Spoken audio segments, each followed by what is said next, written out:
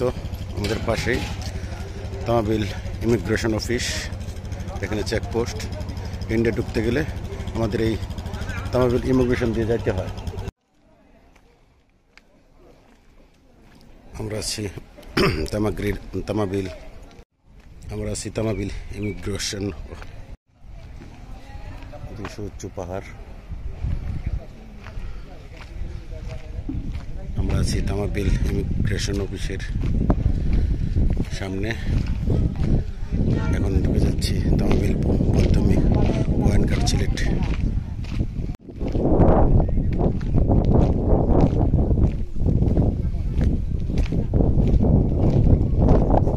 তো ওখানে ইন্ডিয়ার গেট, ওখানে বাংলাদেশিদের প্রবেশ নিষেধ।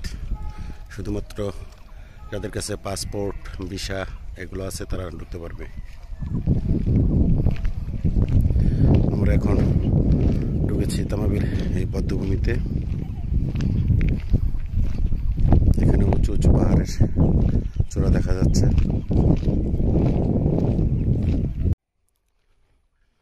পুরো তামাবিল জুড়ে এরকম উঁচু উঁচু পাহাড়ের চূড়া, আর পাহাড়ের চূড়ার বাজে বাজে এই ছোট ছোট ঘরবাড়িগুলো দেখা যাচ্ছে। এগুলো সব ইন্ডিয়ার মানুষদের। এই হচ্ছে বধ্যভূমি।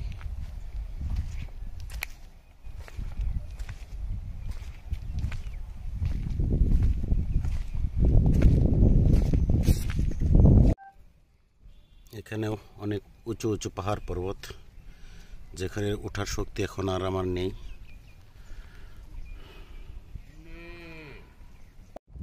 এই বাড়িঘরগুলো বাংলাদেশ ইন্ডিয়ার সীমান্তে। এই ঘরগুলো ইন্ডিয়ার মানুষদের। আমি খুবই কাছে গিয়ে ভিডিও করে এই ঘরগুলো দেখাচ্ছি। অচেনা অজানা পাহাড়ে ফুল ফুটে আছে।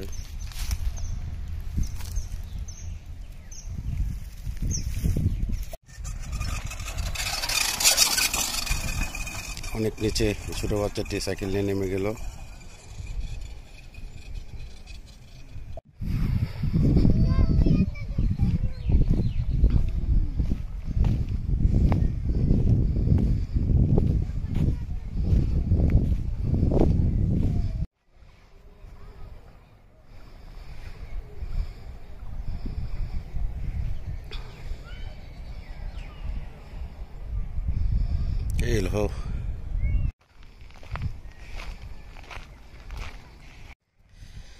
এই হলো তামাবিলের সুউচ্চ পাহাড়।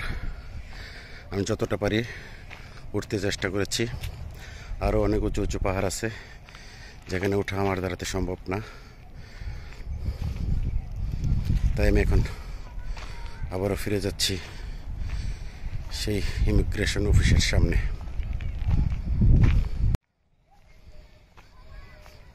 দূরে একজন বিএসএফ ভাই বসে আছেন।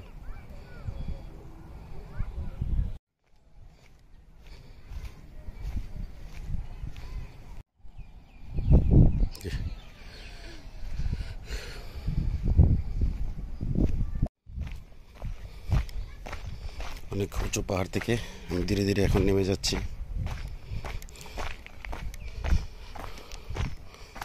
উঠতে অনেক কষ্ট হলেও নামতে তেমন কষ্ট লাগে না। অবশেষে আমি নেমে আসলাম পাহাড়ের চূড়া থেকে।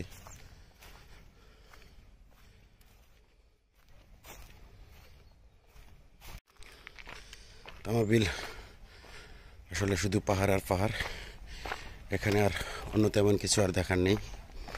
তাই এখন আমি চলে যাচ্ছি এই তামাবিলের পাহাড় দেখা শেষে।